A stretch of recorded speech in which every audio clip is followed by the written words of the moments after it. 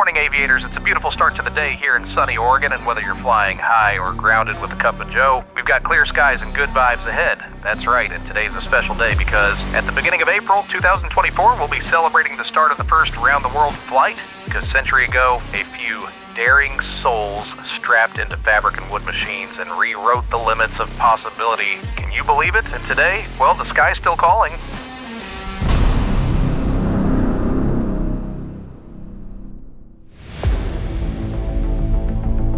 Every countries in the world have a history of DC-3s.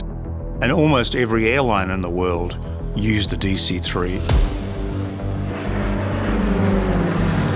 It just revolutionized the industry. In 1935, this airplane was the state of the art. It was faster and safer than anything else in the skies. You know, it's just iconic. It's often referred to as the plane that changed the world. The United States was in the grip of a depression. It started in 1929. The airplanes that were flying tended to be noisy.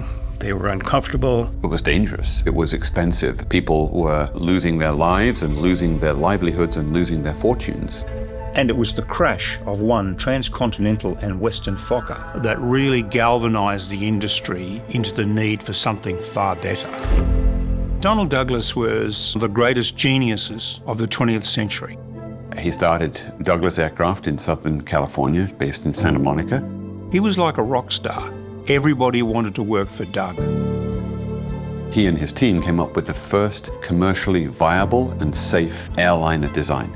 The DC-3 and its predecessor, the DC-2, brought together every major technology improvement of the era. And in fact, it can be argued that the DC-3 was the greatest move forward in commercial aviation the world has ever seen. The DC-3 shaved days off air travel around the globe.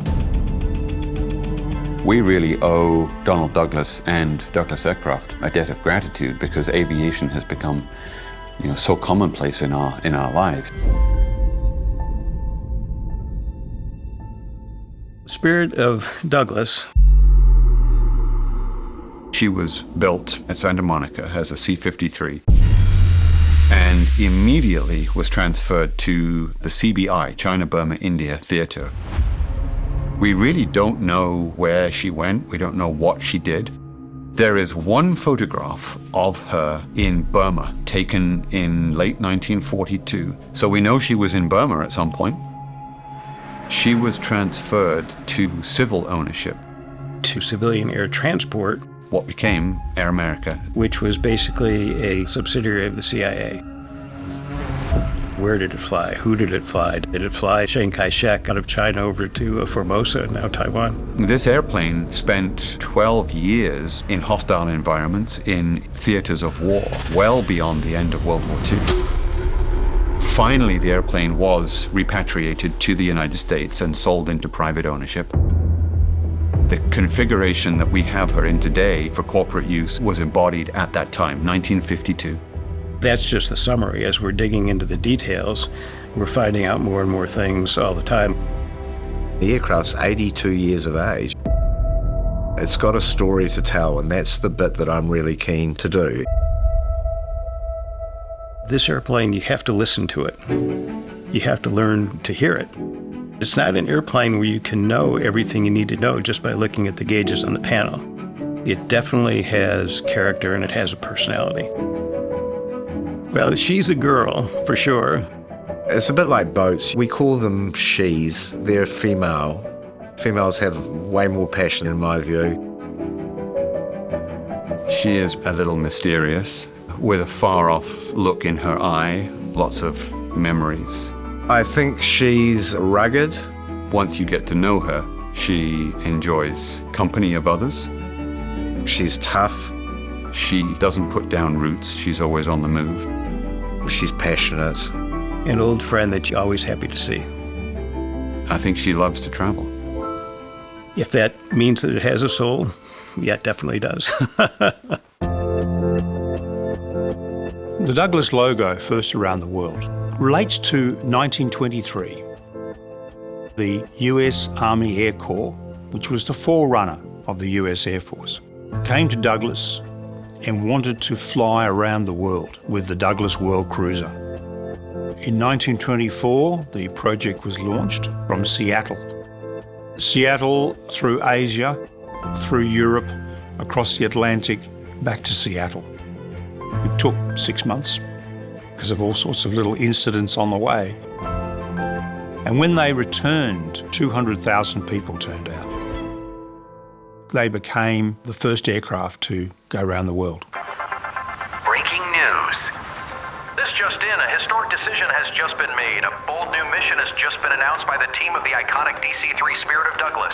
To honor the pioneers of the very first aerial circumnavigation of the globe completed 100 years ago, they've decided to take Spirit of Douglas on a new incredible journey, a full world tour. A new chapter in the rich history of the legendary DC-3 is about to be written. Stay with us, history is taking off once again. The goal is to get the aircraft around the world. Traveling the world in a DC-3 is a little bit different than traveling the world in an airliner. The challenges will be mostly logistical. The biggest challenge is, believe it or not, probably our fuel. Aviation gasoline is really something that is no longer available in every country in the world. Right now we're dealing with geopolitical issues too, because you've got 2 wars. Which are going to affect our route of flight. If we have a maintenance issue on the other side of the world, that's an issue. This is a big challenge, let alone a big adventure. Yes, there's risk. You really have to be mentally prepared and physically prepared to do this and do it correctly. Paul and I talked about this. I said, is the airplane safe? And he said, well, it's safe enough. We must remember that these airplanes were designed to do this. We're traveling at a fraction of the speed. We're traveling at much lower altitudes. It's a whole different experience looking at things from 10,000 feet than it is from looking at them from 30,000 feet. And it's always a spectacular experience.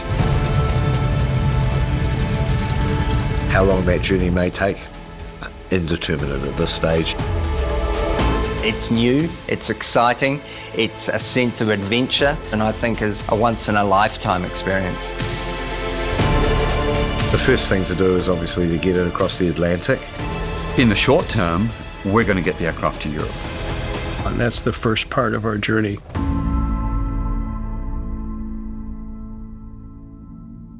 The preparation for the trip was quite detailed. There was a great deal of concentration on flight planning, on alternatives should we run into a problem, on fuel planning. A journey like this requires a lot of other preparation.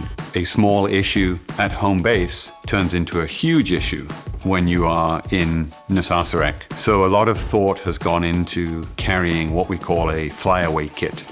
Which means we have just about everything we need to get out of a situation, barring a full engine change. We can do most maintenance on the road.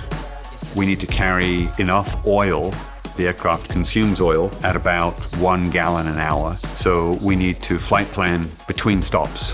When can we get oil? How far down route can we get oil? For this trip, the survival equipment included rafts. We had 2 8-man rafts, survival suits, generally called the Gumby suits, as well as life preservers. The aircraft didn't need a lot of physical preparation, but we actually had to do one more inspection prior to departure just to make sure that we had enough time to reach Europe, where we were intending to do the next round of inspections.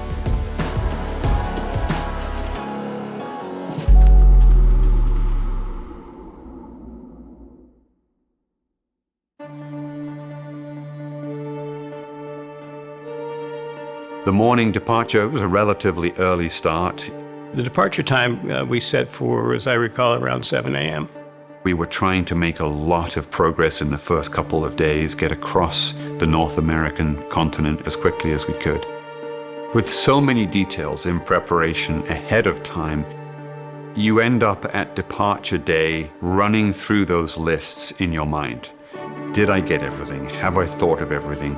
The night before, I didn't sleep as well as I would like, basically because I was just keyed up. I was ready to go. If you've had the time to prepare properly, there's a sense of calm that starts to inhabit my mind, knowing that yeah, we've got this one under control.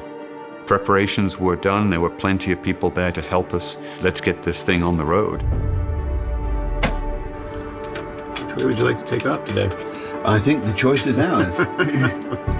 We get the aircraft started. Turning your side.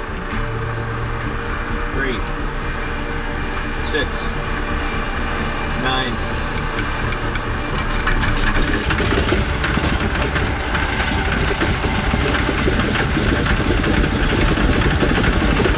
Pressures are all good.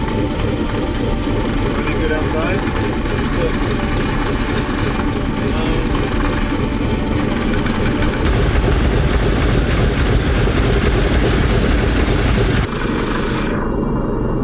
Electrical set for day.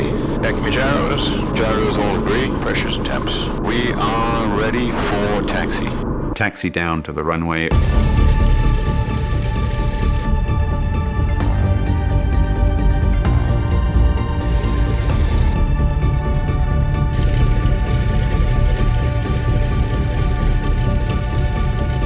Engine instruments all looking good. Generators are both normal. Good load. Oil pressure's good. Oil pressure's good and the RPM's recovering. 23 power check's good. Engine instruments okay. All good. And good outside. All our checks are good. We take the runway.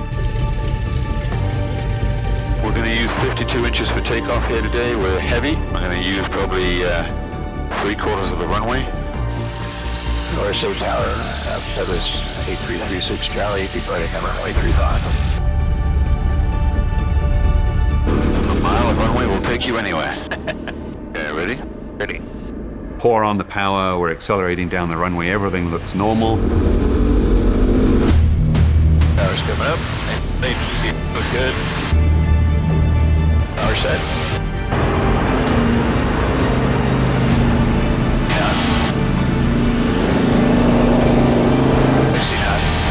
Speed call-outs are normal. 80 knots. Rotation. 82.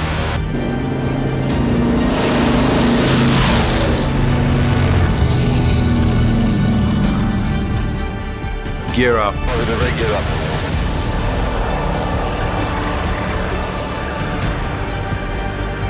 Okay, meter power.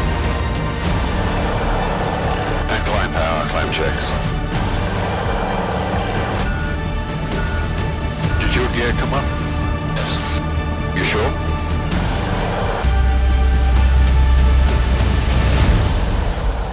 We're just climbing out of Aurora here with probably 45 or 50 hours of flying ahead of us, and we're 3 minutes into the trip and we've got a maintenance issue.